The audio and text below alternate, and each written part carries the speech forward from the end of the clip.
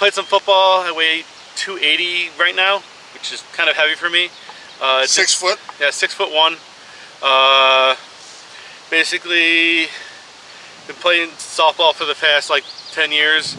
It's just been going slowly, steadily down on my hitting, so I've been kind of want to get a little back right now. So you might get 150 at bats or so at least. And how many home runs would you hit? If it was like, well, before last year, I probably got like maybe 10. Like it just went straight down. Like before that, I was hitting more, and then all of a sudden it just gradually just kept going down and down and down. You've watched the show some. Have you tried to implement any changes? I tried, but I just didn't understand. Like I really needed more of a direction, because I tried to implement it, but I just feel like it was just not working for me, so I didn't know what to do. What I notice is the practice swings always foretell what the real swing is. Look at here. No hips. You're rolling your wrists over. You're leaning in. A high finish like golf. You're not using your hips to throw the bat head in. Now watch your first swing. You'll see it look exactly like your practice swings. Swing is at a down angle. You're rolling over. You're leaning ahead. There's no throwing motion. One thing you notice too is watch your front foot. You hit off the tee lot, but not much lead. You're always stepping in. You're landing hard on the front foot, losing all the power. Your rotation's not planted. It's not a wind and unwind. That makes a huge difference. So watch what happens when you compromise the swing angle. Your bat path is cleaving down through a pitch that's coming down at a more radical angle. You want to have your swing level to slightly up. You want to pitch it driving the ball up. Your longest ball was 280. For a big guy, not very good at 44 years old. 85 miles an hour was your highest, and 78 miles an hour your average. Just watch again. Watch a big step inside. You land hard, then you turn your hips a little bit, and it's a golfing up. Now let's look at a good swing. This is Ken Scobie, a buddy of mine, one of the top 40-year-old players, about your same age as you. Not a real big guy, but look at it. Wind and unwind of the hips throw the upper body and the hands open, good launch angle, and basically your hips and body are throwing the bat head into the ball. That's the most explosive way you can swing. Look at his hands track up.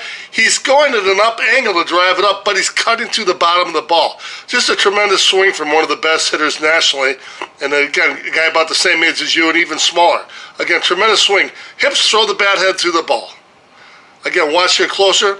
He's going at a slide up, driving a slide up angle and cutting to the bottom. Tremendous. Ken Scobie. So basically the most powerful way you can swing is to put 95% of your focus on your hips and your body's rotation and say, hey, I'm going to use a throwing open of my hips and body to throw the bat head into the ball and through it. And so this drill right here, you can see yourself buckle on the front leg, but we tied the rotational trainer here. We were able to get the hips and the body working at the same angle, the same speed. Again, we buckle and lunge into that front knee a little bit. Just take some work. We're using a mirror here to monitor ourselves. So just something we can do as a daily drill and really work on.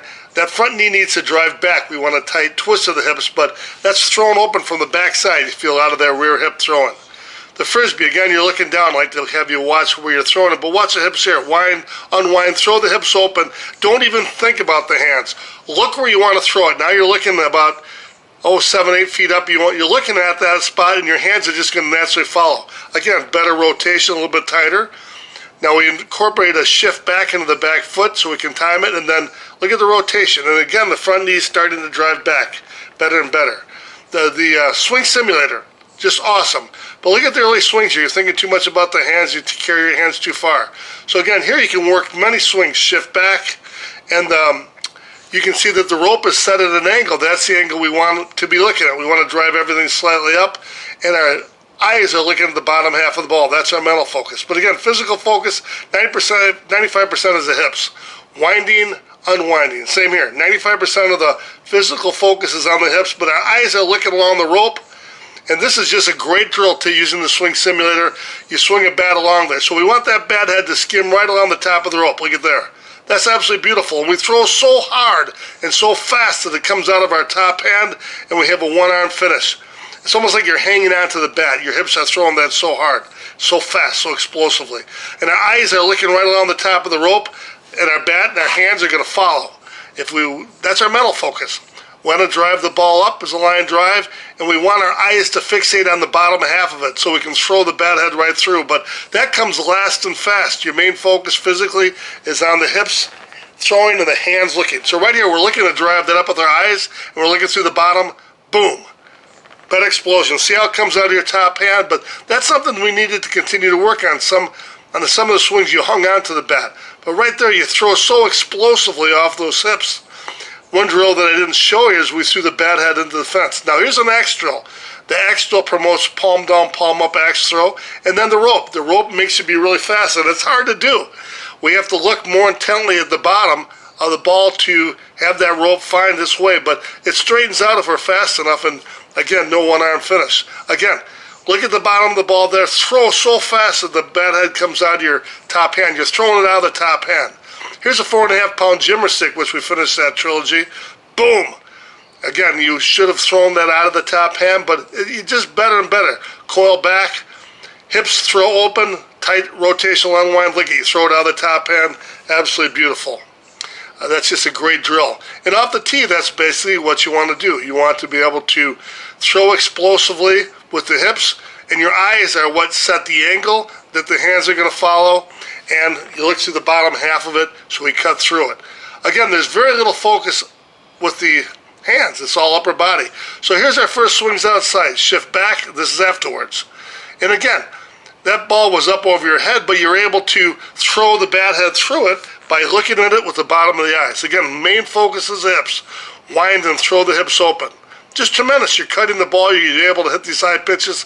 The swing is so different than it was before. And it's axe style because you're not rolling over. You're just throwing your hands to where your eyes are looking. And they come last and fast. Too fast to analyze. Good line drive. One thing that I didn't show you too in the cage, we worked on hitting through the top half and the bottom half. You're able to do that real easy. That's just a beautiful swing. Look at this. Hips and rotation throw the hands, the bat head through the bottom of the ball. Look at here next to Kenny Scobie. Look at how similar these swings look now. Just a tremendous improvement, a tremendous turnaround. You hit 101 miles an hour. You hit the ball, 2 balls around 415 feet, and you hit balls all day long, 360. And your average went from, I think it was 78 before, to 90 miles an hour average with 101 mile an hour fastest. Just a tremendous swing. And again, the rotation plants it. The hips are throwing the body open in a rotational manner. The hands are following where your eyes are looking. We're driving it up and cutting through the bottom. That's out of here. That's way the hell out of here. Holy shit. You've done 360. Tell the back camera what you did. I lifted my back leg and held it, and I think I did everything correctly.